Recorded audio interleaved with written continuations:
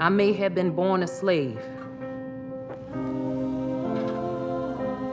but I am determined not to die a slave. The Washingtons never believed that Ona had the intellectual ability to make the decision to run on her own. Never allowed to read or write, she must rely on inborn intelligence, a desire for freedom so great that it smothers the fear. This is how a powerless young woman defies the father of the nation. I would rather die than continue in slavery. The law says if anyone can catch her, she's a slave again. She can be brought back to where she came from. That's the Fugitive Slave Act that George Washington signed into existence. It's almost like a personal affront to him that I've been so good to you, and that he never lets it go.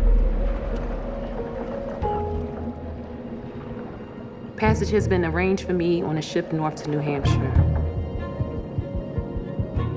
All I have to do is make it to the dock.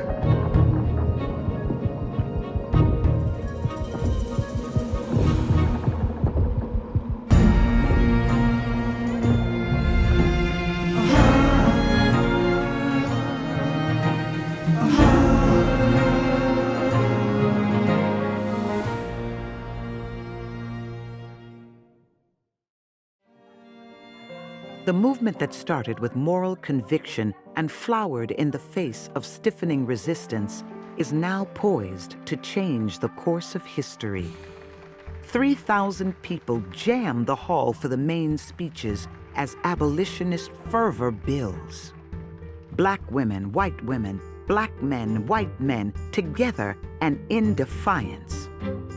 Caught in the moment, the abolitionists make little of the discord building outside the hall. Accounts surfaced in newspapers all over the country, reports that men of color were seen entering and leaving that hall with white women. Now, outside the hall, on the morning of the third day of the convention, there's a crowd gathering. It is buzzing with menace.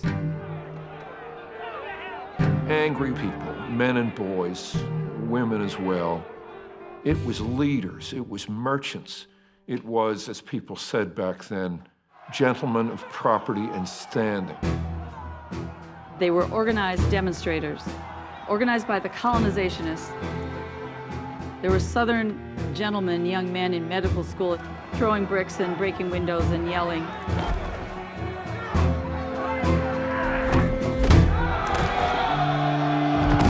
The sheriff tries to intimidate us. And you imagine, men and women alike in the hall panicking and thinking, we got to get out of here. Finally, Lucretia organized the women to walk out. One black woman, one white woman, arm in arm.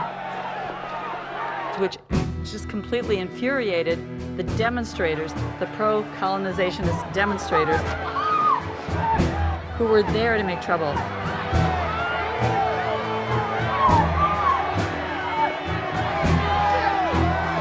The mayor said to the mob, now I need you all to go home. And then he left. And then the men outside actually began to break in.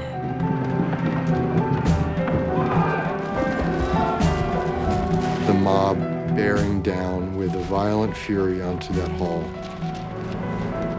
determined to burn it down.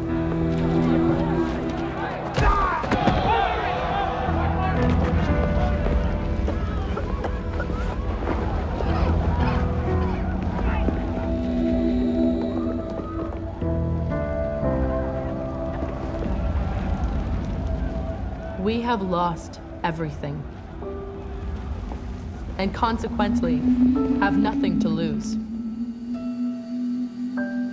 We shall not be silent. We shall never be silent.